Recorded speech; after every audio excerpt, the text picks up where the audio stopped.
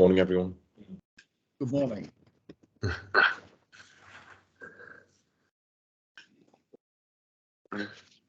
morning. Eduardo has just joined. That's great. Hi, Eduardo. Hi, George. It's not great that Christine and everybody else is on it, but I've just not spoken to Eduardo for a while. Yeah, I need to join us on the drinks here in London, George. That's very true. That's very true. I'm very remiss. Okay, shall we kick off, do you think? I think so. Yeah, we can, other people can pick up. So just to explain what we're trying to do at the Digital Construction Week and before it. So the in-person session that we've got 5 tables at Digital Construction Week. So that accommodates up to 50 people. So that's quite an event, really, at the session. And what we want to do is to use it to encourage more people to get engaged in what we're trying to do collectively, and also to sort of promote the adoption of a risk-based approach to this whole process. Now, what's become clear from the conversations we've had with the George, so could I just interrupt you? If you're going to, since you're holding the meeting, could you put your camera on? Oh, sorry. Yes, sure. Apologies. Hi. Sorry about that. Yeah. In fact, should we record it also? Yeah, it's been recorded. Oh, cool. Okay. So, one of the challenges that we've got is that the new regulators that are going to be overseeing what are going to be overseeing and sort of adjudicating on the gateways are coming into the industry to the greatest part from oil and gas. So they're coming from an industry that's already heavily regulated, and therefore they're going to need to understand what's going to be required to make the building safe, which is the principal thing I understand that they're going to be tasked with. Now, I don't know if everybody's seen the response that that the government gave to the Construction Products Association last week, when they were asking, when the government basically has terminated the negotiation with CPA about the contribution the manufacturers should be giving to the new safety fund. And I think it's showing a very hard line in terms of how they're going to be approaching things. So we've got within the BIM4Housing groups, we've got a group of tier ones, and Asif's a member of that group. And what the tier ones are trying to do is to look at things from a point of view of how can they go back to, or how can we collectively go back to the government with something practical and say, this is what we're going to do, rather than we can't do anything, which is unfortunately is the approach that CPA have taken to some extent. And as I say, the government's taken a pretty hard line on that. Where there are things that are, I mean, basically the CPA, I think quite reasonably, was saying that the manufacturers can't be held to account for how their products have been installed, for example. So it's not all down to them. But the as I'm told by people that have been talking with the government and the civil servants, more importantly, they've said, well, if this is a matter of liability, we'll let the lawyers sort it out. That's a clear thing that the lawyers can sort out. Of course, that's potentially a bloody nightmare for us to get to that situation. So I think we need to proactively be demonstrating why the building is safe. And to do that, the approach that we're taking is to look at particular scenarios and then say, if we've got an incident which is leading to smoke, what collection of assets and systems are going to be drawn together to mitigate that particular risk, and therefore what information do we need to know about them to ensure they're going to perform when they're needed. And also, it's not just a matter of the building, it's also how the tenants perhaps are briefed in terms of making sure that they don't do things that compromise their own safety. And also to ensure that the operations team and anybody else that's carrying out any work is working in this way. Now, clearly, one of the benefits that we've got with BIM4Housing is that we've got the different working groups. So we've got the operations working group, where the stakeholder group there are people. They're not all operations people, but they're people that have got an interest in that. And similarly with construction, we've got a group that are in construction, but they're not all builders, they're not all contractors. And in this group here, I can see that we've got David and Paul and Richard, who and also Chris from the I'm Pauline now. Sorry, I've just seen Pauline arrive from the development side. But Pauline's also from the operations side as well. And then we've got Asif, where Barclay, for example, you're both a contractor, aren't you, and a developer. And we've got people that are coming at it from different perspectives. So what we're hoping to do on the day, but also more generally, is say, how can we collectively ensure that that particular risk, which is the spread of smoke, is successfully mitigated. So that's the approach. I've been speaking for about 5 minutes now, so has anybody got any comments?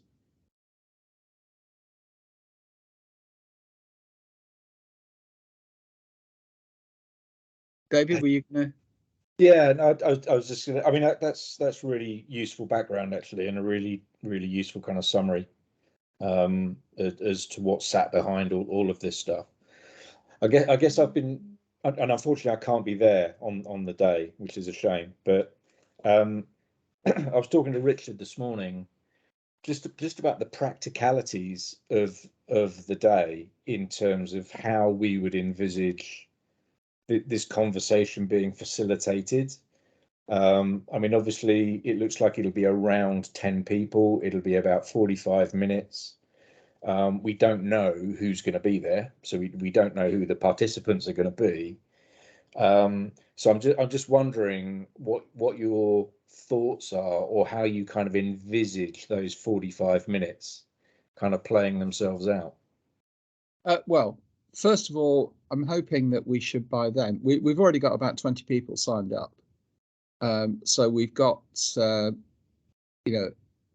people for each table already committed. Great. So what UK BIM Alliance have done, they've asked us to leave maybe 3 or 4 seats free for people to walk on from the exhibition.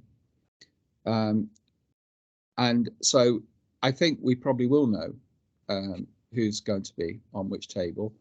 What we also want to do is between now and then is do as much work as possible to get people thinking along the right lines, so that what we're actually doing at the event is probably discussing some suggestions and things that are already, already in place. Yeah. I think there's also some very interesting things that have come out from the discussions recently. So one of the one of the ones that surprised me, but then when I discussed it with fire engineers, it became less surprising, was on one of our meetings a few weeks ago. One of the housing associations was saying that they've taken out, they've removed fire extinguishers from the common areas. And I thought, wow, that's an interesting strategy.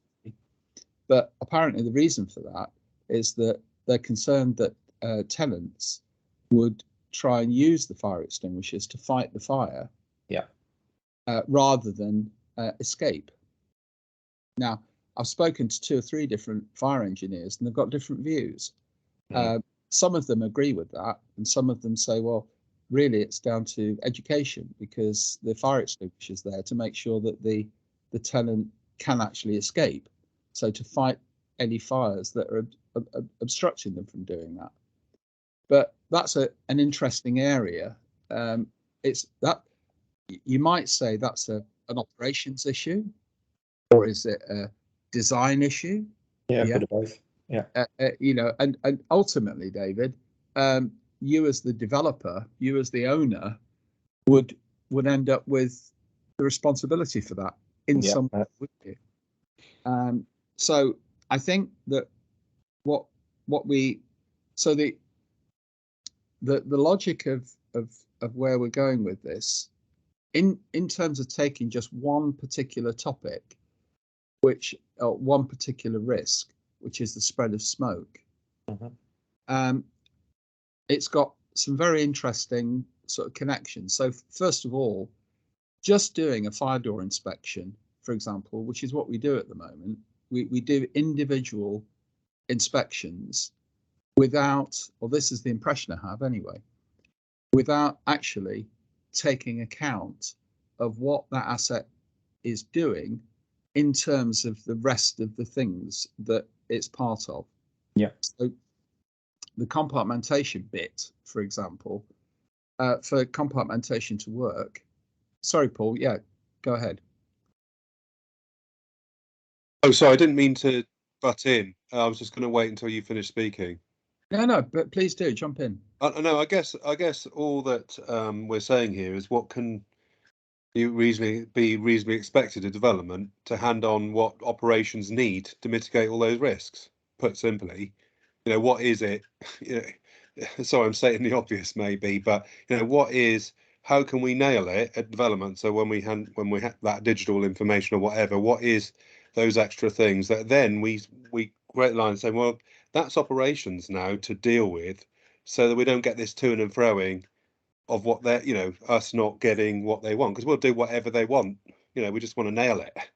And that's where we want to get to, isn't it? Where are the little grey areas that we need to sort out? What's happened? Anecdotes are always good, that sort of thing. I guess that's all I'm saying is what level of, to measure success. What is success? What are we aiming to get out of this? Yeah, definitely. Yeah, definitely. And I think that's actually I think the point is that because of the way we work in silos, and that shouldn't be the case, but that's in practice, that's the case because that's the way procurement is done. That's the way a lot of things are influenced. And the decisions that are taken by the development team can significantly influence downstream activity. So one of the things that I'm hoping that we can do from this exercise, whether it's from just the in-person event or more importantly, from the general discussion, is how can we pull forward some of the things that are increasing risk to make a difference. So just to give you an example, the conversations that we've been having in the Tier 1 group look around the problems with penetration seals. Now, it's extraordinary, some of the information that's coming out from those discussions. Over 50% of the defects that we're getting are coming from the dry lining and partitioning and things like that. And I think in part because of it's not so much just the quality of workmanship, but it's because of the issues. Sorry, Richard, do you want to jump in? No, all it was just to say we just had that tower block fire a couple of weeks ago. One of the issue is how do I put this? The tower block performed exactly as it should have done. So that's good news. Contain fire within the flat, minimise smoke spread, etc., etc. However, there were 9,000 litres of water pumped into that building by the fire service, and some of the fire stopping in the service ducts got saturated, and it caused the electrics to fail.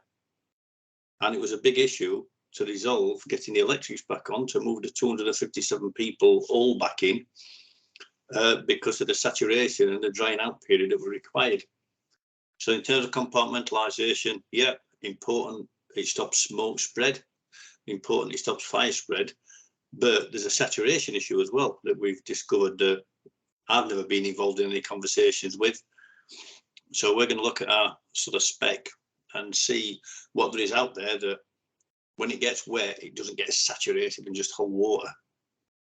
Yeah, from what I understand, Richard, things like cavity barriers and it also fire stopping, if it gets wet, it's got to be replaced. Some of it does. Yeah. Some of it will just, it'll get wet, but water will run off. Got it. Like okay. solid, like there are cavity bodies that are solid. It'll run off, then they'll just dry Yeah, out. it's like a water ingress from weather. You know, some if you use the sort of fibres, if that gets wet, or you use certain types of iso wool or something like that, if that gets wet, that just acts like a sponge. Or you use polystyrene beads, or you use bats that are water repellent, shall we say?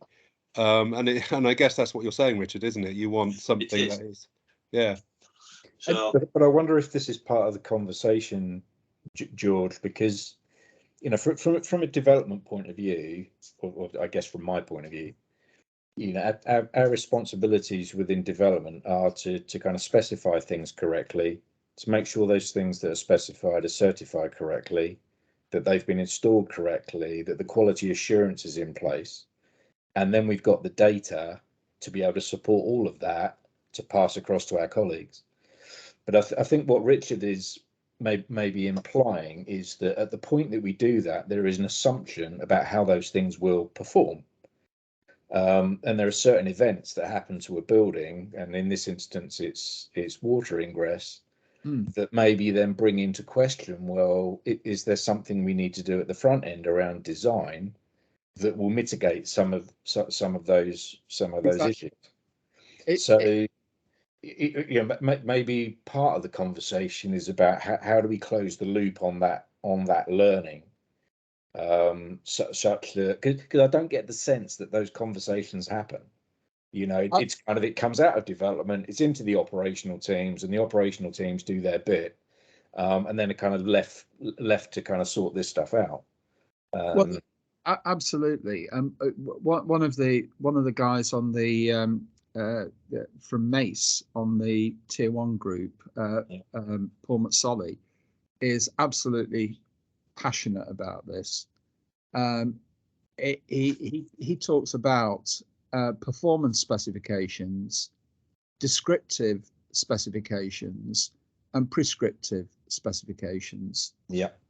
Now, the interesting thing with that is that aligns perfectly with the outputs that we've been getting from the Golden Thread Initiative.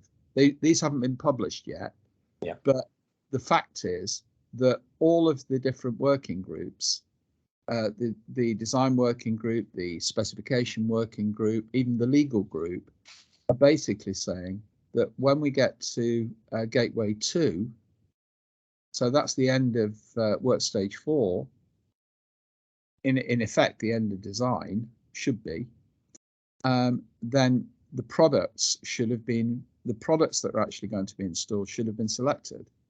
Yeah. Yeah.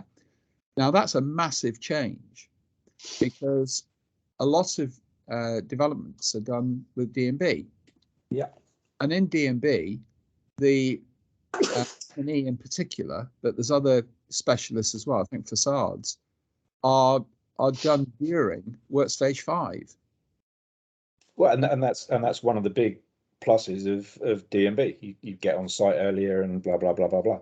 Yeah. But the challenge with that is increasing risk, and yeah. it's basically that's a major change that the tier ones are recognizing is probably going to be needed, and they're going to be discussing that with their procurement colleagues. But we obviously need to ensure that the development teams are on board with it as well, because if we're getting conflicting messages if we're not careful. The guidance that's coming out is basically saying that we need to have selected. I mean, it's actually fairly obvious that design should be completed before construction starts, right? That is, and I understand all the arguments why we don't do it that way. Yeah. But in practice, it doesn't really make enough sense, because what you're doing is increasing risk. Well, I was going to say there's residual risk, isn't there? Yeah, you might be reducing cost and reducing cost risk by doing later product selection. Yeah, there's a program issue as well, but yeah, no, I understand. But the impact of that is increasing overall risk, and I think that's something that, you know, certainly that's something that we're discussing. Richard, sorry, go on. Yeah, we just said that, you know, it's groups like this where we knowledge share, where we find out about these little things. And, you know, in terms of D&B, yeah, I have a view on that. If you want the cheapest minimum standard building you can get, then the D&B is your answer. You know, I understand why D&B were brought in, duplication, sort of thin client, thick client, and all that sort of thing. But it's gone too far. Yeah. You know? I mean, it was the logical conclusion when I was just going to take this call, guys. Sorry. No, it's all right. It was the logical conclusion that we were drawing when I was first involved with BIM4Housing back in 2014 about, you know, the selection of materials and the whole way that development is done in terms of, you know, you not got early contractor involvement and you haven't got everything designed up front. And that's always been something in my head, thinking, how are we going to do this? As you know, this is not the way that housing associations and latterly local authorities do things. This is not how we get things signed off. This is not how we get our certainty of price. This is, well, that's what they believe, not necessarily the case. But do you know what I mean? It's the whole. It is a big change if that's what we're asking for now, and that's how we've got to. And David knows exactly what I mean. And we talked about this in our own discussions, and you know, I've been on the receiving end where a decision's been made later on down the line on a D&B, where they took out all the sort of overheating mitigation in a large block of flats with internal corridors and you know, centralized heating, and all the pipes were bleeding despite all the insulation, and those corridors were really, really hot. But apparently, after a bit of interrogation of the original brief and spec from the architect, they thought all about that, but that was all taken out by the developer because they didn't see, and there was no contractual way, and no one necessarily would have seen the result of that. And a development team, because it's a very specialist thing, you know, and until it started happening, until those residents started to complain about that heat bleeding into their flats in September when it was only 18, 19 outside and it was like 27 in the corridors. It's, you know, those corridors got very, very hot, and so did flats in the hotter weather. So yes, it is it's always been there. It's how it's limbering up to try and get that awkward, and it is a bit of a clash. I'm wondering, I'm just thinking aloud here, but I'm wondering if this is part of some of the conversation that could be had at the round table. Insofar as I don't think we want to get into the debate about design and build or not design and build, or That's how a big question.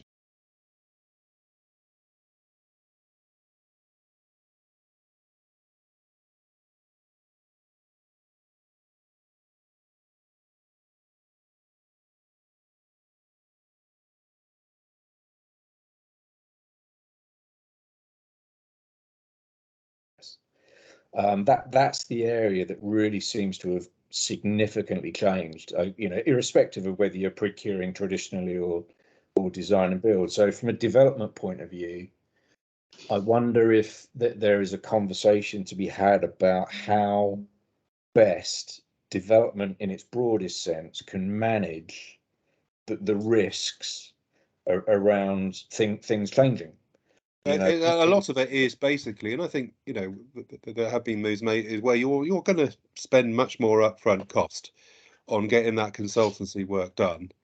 You're going to be spending more money at risk before you Yeah. get to Gateway 2. So you're going to have to fund a more detailed design process, whether you do that traditionally or whether you do it via a two-stage design and build. You're going to have to invest more before you get the final decision to with construction. That's right, and you've got to build that into your costs, or that should, whether that the offsets are better, or it's quantifying that risk. Maybe you'll get a better price from the contractor if you've driven out the risk, and all these sort of questions that people need to take on board. But yeah, we're slowly getting to that, because the old bad practice used to be, go out to tender, whack out tender documents. You've only got, a few contractors tell me, we've only been given such a few weeks to tender for this. That's ridiculous. And they're expecting us to do what? And get that price in, and then the housing associations don't care, don't want to listen. And you get your price, and it's up to them, it's their risk. You're giving them very, very poor documentation, and then you find someone that puts in a punt because they're keen for it, and then you get all the arguments later on. But not necessarily. People back themselves to get that price done, and wag the finger, and beat the chest and get it all done for that price. But that is a bigger thing. Sorry. So George, this, as always in these sessions, we have really good conversations. And it kind of teases out some interesting stuff. But I kind of come back to my question is, how do we want to facilitate the conversation on the day to get to what we want? Yeah. So so we know that we've already produced through the BIM4Housing process, we've produced a risk document around spread of smoke. Yeah. So we know that exists. What we don't want is for people during the round table to be spending their time reading that document and making comment on it, because that'll take up the whole 45 minutes. Yeah. So I guess I'm trying to understand what are the sorts of questions, what's the sort of content that we want to be putting on the table to enable that group of people to have the conversation that they need to have, or we feel they need to have. What I think we should do, and obviously this is a collaboration, and your ideas would be very, very welcome, is I think we should ask all of the people that have signed up to look at the specific documents that have already been produced, so that they're actually briefed with the work that's been done to date. You need a little primer, though. We need to tee them up with a sort of, these are the things we're looking for, don't you? Or is it all in the? I mean, I've read the document. That's the to a large extent the purpose of this meeting, isn't it? To actually, as George said, they're briefed up, but this is the brief. What comes out of this meeting for that round table? This is, as far as I see it, is the primer for that meeting. I think we've already drawn a couple of things out of this already. Asif, you've done a lot of work in this sort of area. Have you got something to contribute? It's always a difficult one, this, because we design and build as well, and unfortunately, you know, everyone's right with their comments. That, you know, it is a problem and it is risky. My own personal focus is been trying to find a way of ensuring that we've documented everything.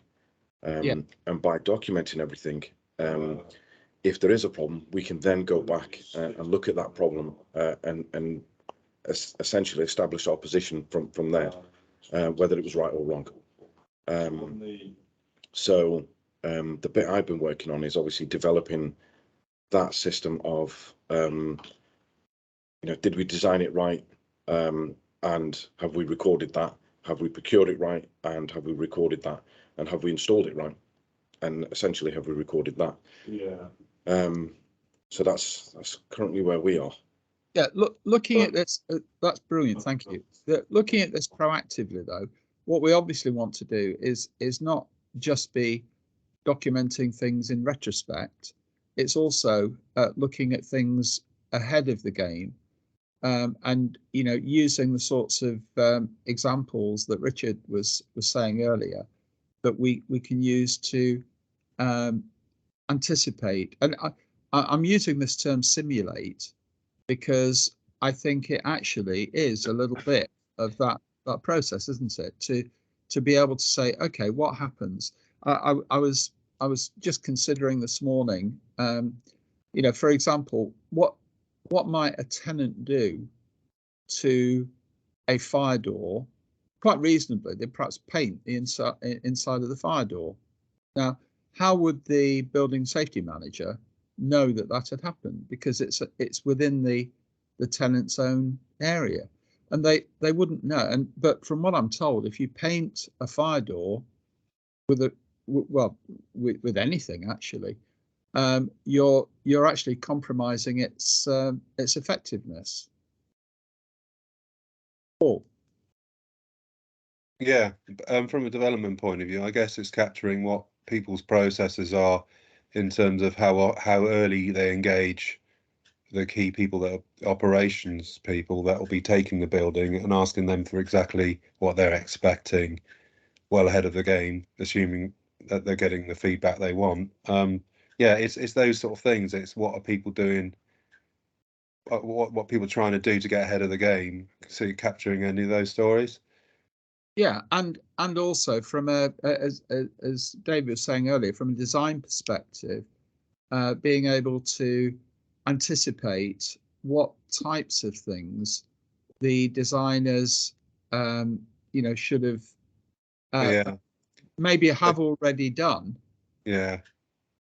But then, if we're changing from one solution to another, because we're obviously price is important. It's whether we can have a checklist, because you have to kind of simplify these things.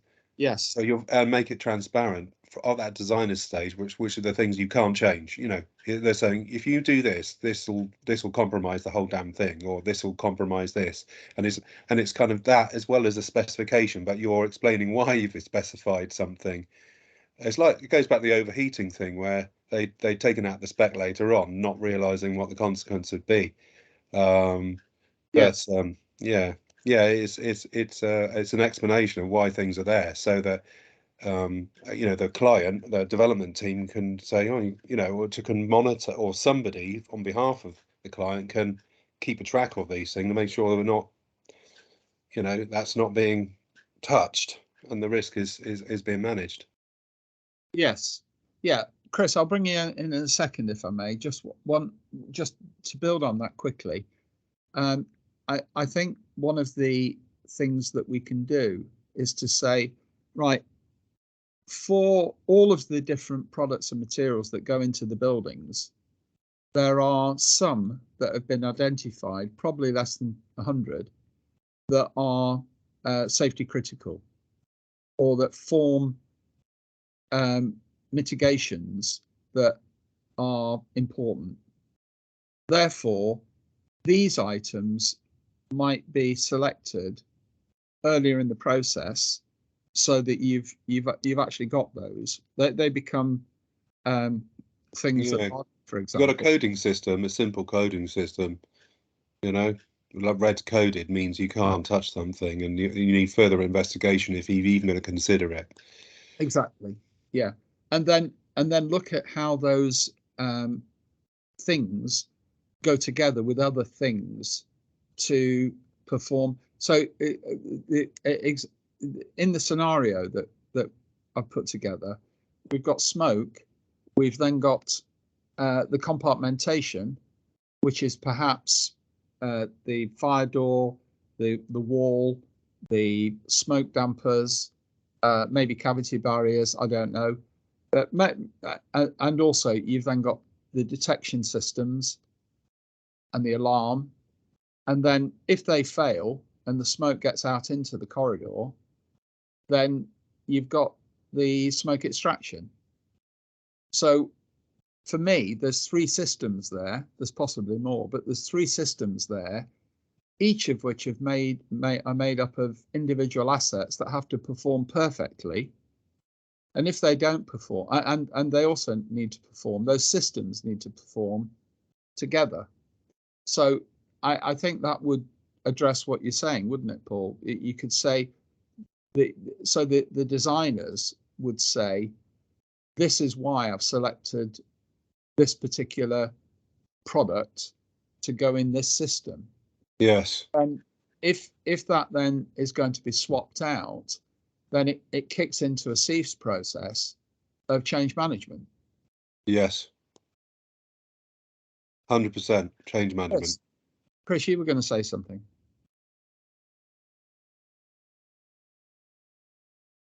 Yeah, no, it's listening to your conversations anyway. It sounds like there's a great big parallel with what you do in construction between what they do with IT system projects, because we always are talking about our waterfall development versus agile. But it sounds like you're more agile, so I guess it's trying to balance between those two. Which things can you sort of say up front, this is going to be the cost which you've got to take into account, and are there bits where you can perhaps decide what materials go in later, sort of the agile bit, but it almost seems like you need to sort of marry up those two things in a certain way. And the other thing, for the round tables, because somebody was asking what you need to ask. Before I came to L&Q, I was at the Care Quality Commission, so I know when they have inspectors going out, it's another regulated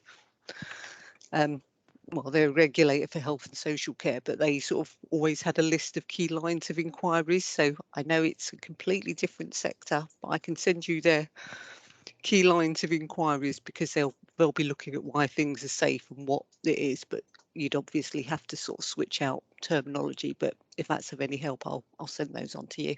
That's a really good idea. That's a really good idea. Yes, please.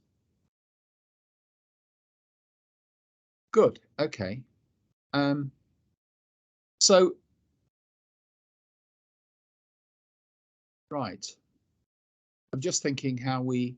So, in terms of the session as well, should we be looking at what responsibilities the development team would consider are down to them? Is that something that we ought to try and investigate? And then, therefore, what information do they need? You know, if you're a development manager, David, being able to identify what information, because at the end of the day, risk transfer seems to be off the table now. I think there's going to be a much higher level of liability. Yeah, it's funnily enough, I was thinking, I read a lot of fire strategies these days, and I need to get out more, frankly. But quite a lot of fire strategies that I read still convey a responsibility on the operational teams to do certain things. So what that suggests to me is a lot of the risks associated with managing fire aren't just solved through good design. You know, there are other things that need to flow, and I wonder if we are very effective at communicating those things as part of that kind of data transfer between development and the operational teams.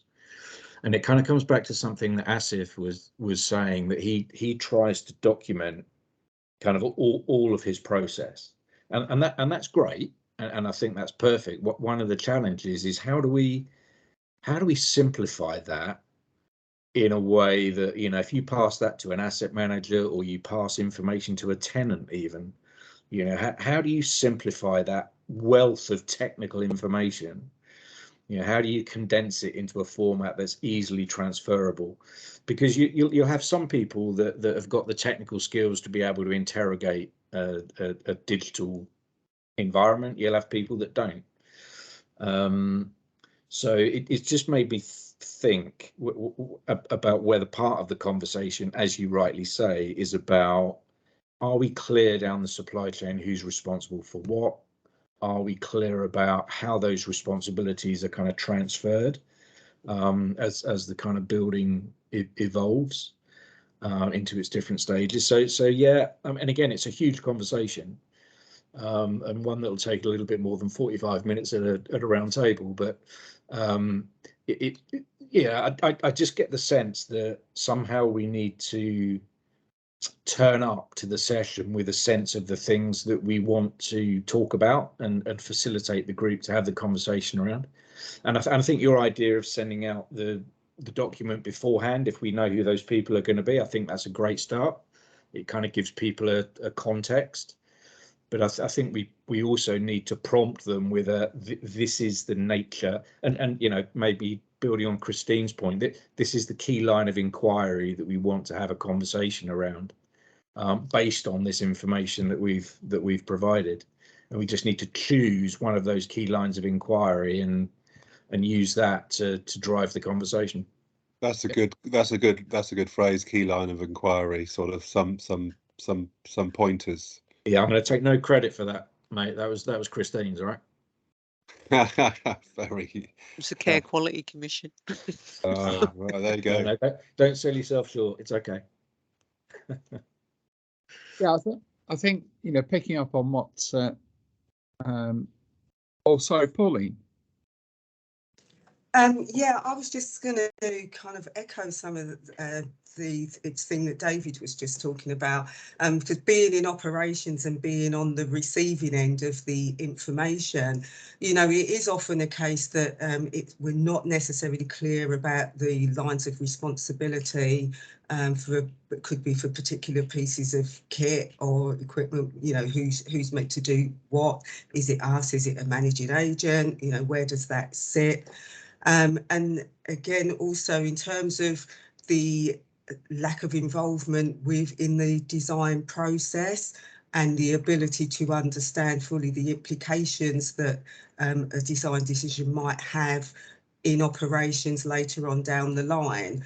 So, you know, what we're looking at is trying to see how we can build in the much closer involvement with the design teams and the design process early on, rather than be handed something at handover that we don't really fully understand the implications of a particular decision until an incident arises. I mean, we've had similar issues previously to what was outlined with the overheating in corridors and leaching into residents' properties. But it's things like that, if we're not involved at the time and we don't fully understand the implication of the decision, we only know when it becomes an issue. And so it's how do we then make sure we feed those issues back in to new schemes to make sure that they don't happen again in future? How do those lessons learned get taken into account? So I think there does need to be the conversation about how operations can be more closely involved in the design process, and how to make it easier for operational teams to understand what some of the design implications may be. I think that's a really good point. That gets into the plan preventive maintenance scheduling as well, and what your warranties are, what you're handing on in terms of frequency of maintenance, even during the defects period, because sometimes people think that the operations don't touch anything during defects period, but they do. Of course they do.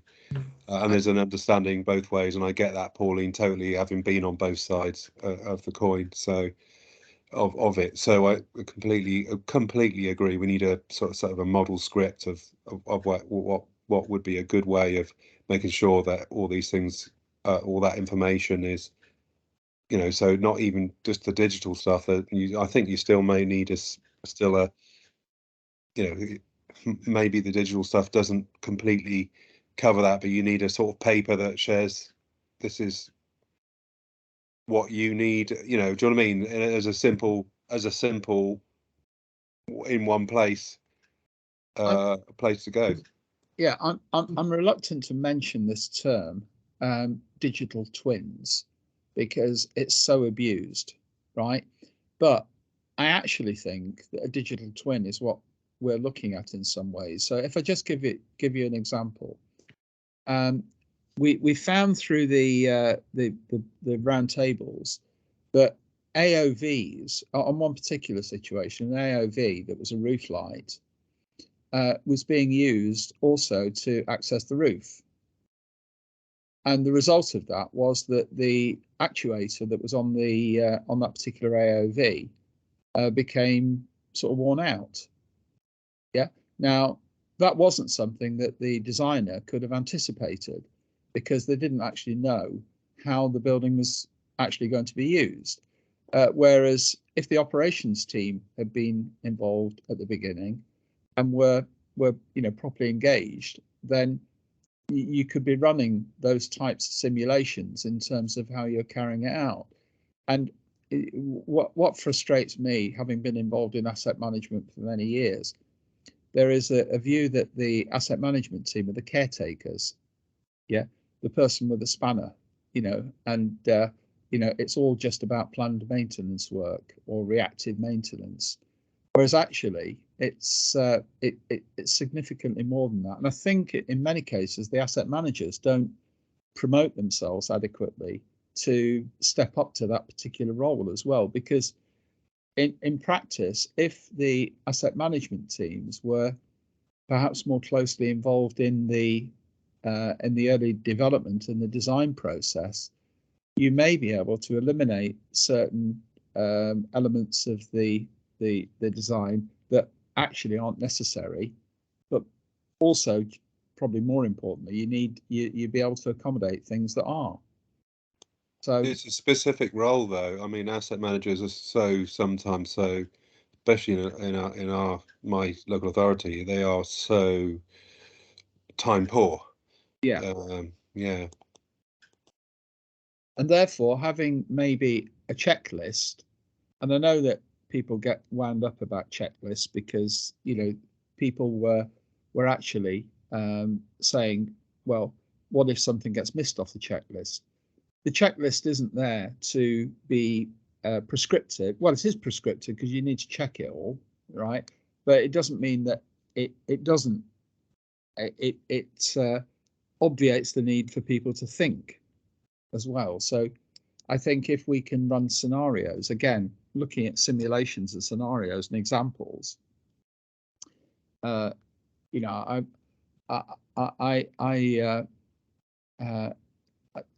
think that heating one's an interesting one, and I think we need to capture more of these type of examples, and then those could then be bottled, as Christine has been putting forward, to do that's a line of inquiry. So that is something that could then be presented to the regulator to say, look, we've considered all of these different examples, and look how our building the design is going to perform. And then that allows us to zero in on the information that's needed to evidence that.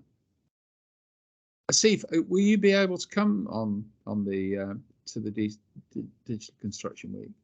I have blocked out my diary so that I can attend. Fantastic, fantastic. If anybody else, David, if there's other people within Notting Hill Genesis that might be able to come, it would be fantastic if there's some representation there. Yeah, I'll put the word around, George, and you know, apologies. I just couldn't do it. No, absolutely. No, I appreciate that, and you know, we've got lots of people that won't be able to make the physical event, but what I'm hoping is that over the next couple of weeks we can get engagement from people so that we can still get everybody's sort of virtual contribution as well. Because really the event itself ought to be the icing on the cake of stuff that we've already, quite frankly, already decided. Yeah.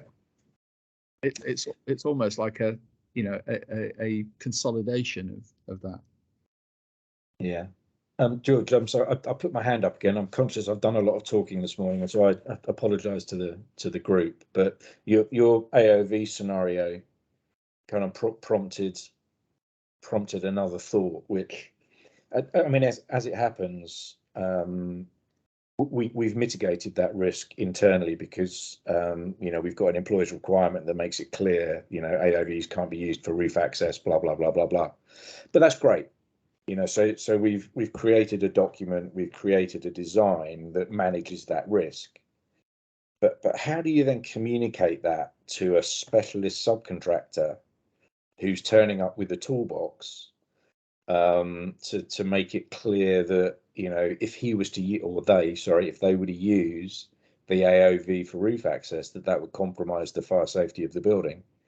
So I kind of come back to the point I was making before, that I think within development, and this is a sweeping generalization, but I sense most people know what we've got to do. You know, we know we've got to do good design. We know you've got to quality assure it. We know that we need good data.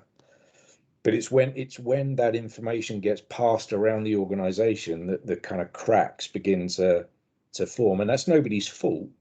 It's just, you know, how do you take something that's highly complex and simplify it in a way that makes that communication process easy, that, you know, even a subcontractor turning up on a site can gain the information that says, I can't use that AOV because it will compromise fire safety. And I'm wondering if that's one of the conversations that needs to be had, because we've produced a really good document, as you say, around smoke control, but that deals with the what. And I'm not sure it deals with some of the how. You know, so how do you communicate this stuff? How do you make this stuff more widely available? And I think that's a challenge for development, as to how do we take this really complex stuff and turn it into something simple that can be easily transferred. Clearly, BIM and the use of digital twins will be a part of that, because over time, hopefully, people will become more competent at using those systems and et cetera, but is that the only answer? You know, do we need other things that is gonna make this process easier? Yeah, I think, Pauline, I'll come to you in a second, but what I think the answer to that is, David, is that we need all of the information that is important. And part of this exercise is to determine what information is important. Yeah. So, for example, we've got a 20-page document, which is the, you know, for the fire doors, and we need to find which 10 bits of information from those 20 documents is considered critical. But for different people, it will be different information.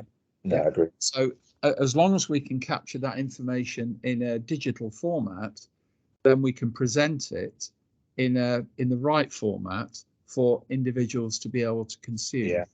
Yeah. Pauline.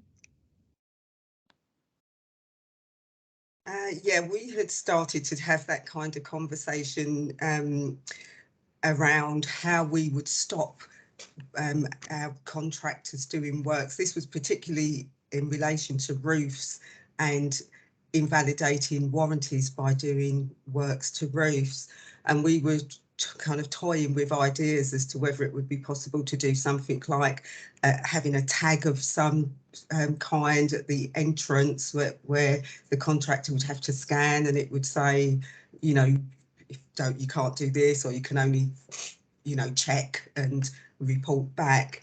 But you know, we hadn't come to a solution, but these are ideas we've been trying to toy with, because it is a particular problem for us where we have roofs that would have long warranties, but if an issue arises and a contractor goes out, they may not only inspect, they actually do works that then is considered as to have invalidated the warranty, and so we end up incurring costs which really we could have avoided, or should have avoided, and should have been able to claim under the warranty.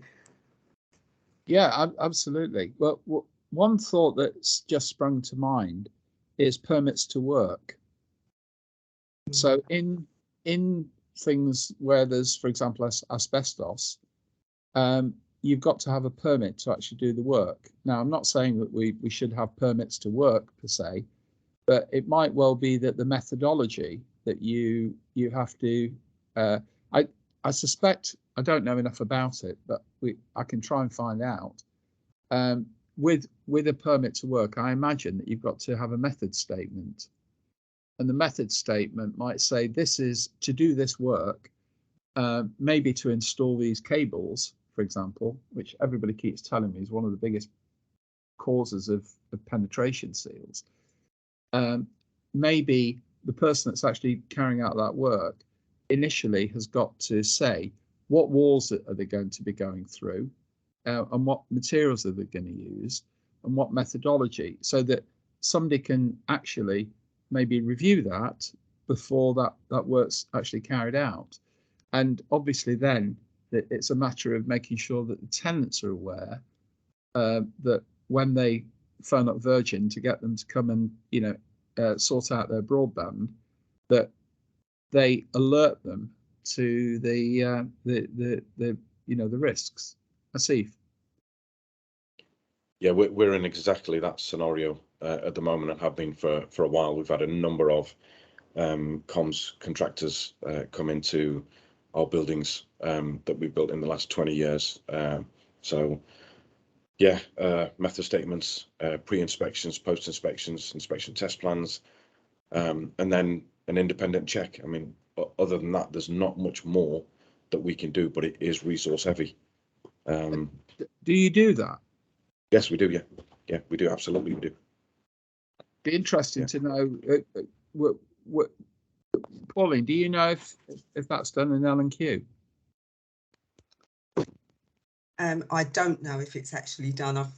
It's not been something that's been mentioned in any of the conversations that I've had, so I suspect it may not be done, but it's something I'll inquire about. Mo, you've not said anything. Is there anything you can contribute on this?